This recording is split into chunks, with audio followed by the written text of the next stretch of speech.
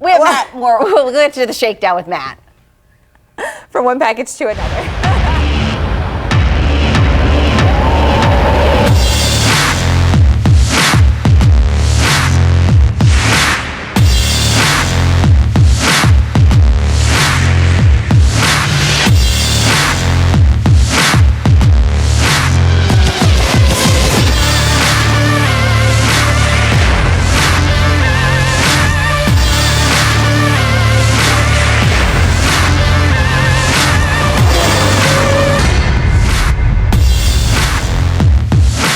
Hey now, welcome into the Shakedown Zone. We're bringing you all the results and news from the world of motorsports. We start off this week's edition with NASCAR, which spent last weekend at the Kentucky Speedway for the Quaker State 400.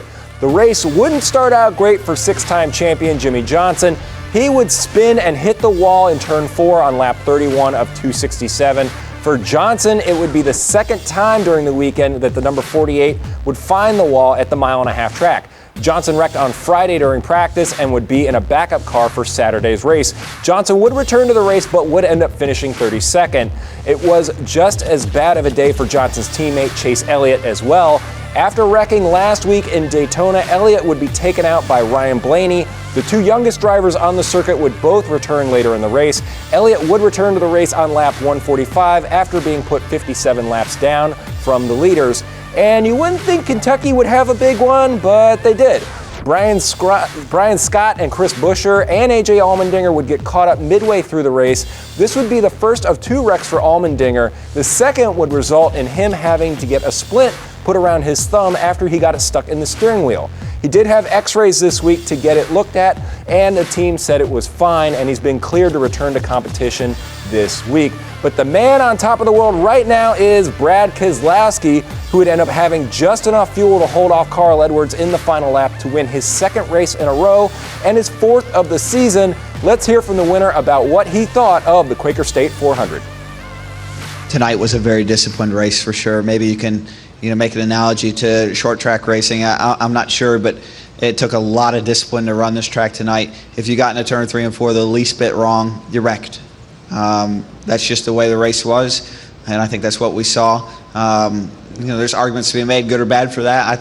I think it's a good challenge. We're professional race car drivers. It shouldn't be easy. It wasn't tonight. It was very, very difficult, and you had to certainly be very smart. This week, the NASCAR teams load up and head to New Hampshire for the New Hampshire 301. That race will be Sunday at 1:30 p.m. Eastern on NBCSN. IndyCar is heading north of the border to Toronto this weekend. Joseph Newgarden is looking not only to repeat at the Honda Indy Toronto this weekend, but go for his second win in a row after winning the Iowa Corn 300 last week.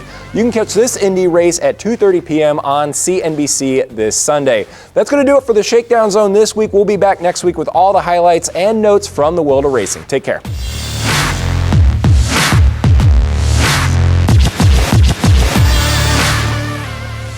Thank you, Matthew. Hope you're thirsty. Up next, we're giving you the deets on the best wine to go with your meats. And I'm showing you one of my favorite summer recipes. It's sure to be a hit at your next barbecue. So stay tuned. You don't want to miss this.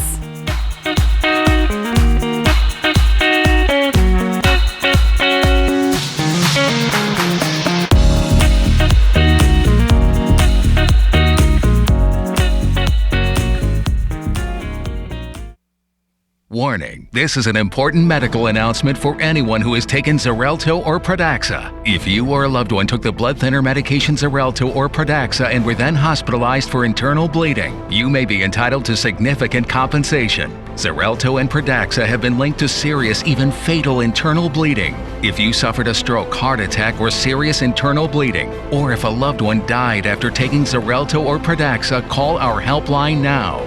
Our network of attorneys have years of experience fighting the big pharmaceutical companies and is ready to fight for you. You'll pay nothing unless there's a recovery in your favor. Potential claims are being reviewed for users of Xarelto or Pradaxa who have suffered severe bleeding or hemorrhaging, stroke, or even death. Call Xarelto Pradaxa Troubles today for a free confidential consultation today. Don't fight this alone. Please call 800-453-0761. That is 800-453-0761. I rescued Toast from a shelter in 2011. I love Toast because she's a lazy diva.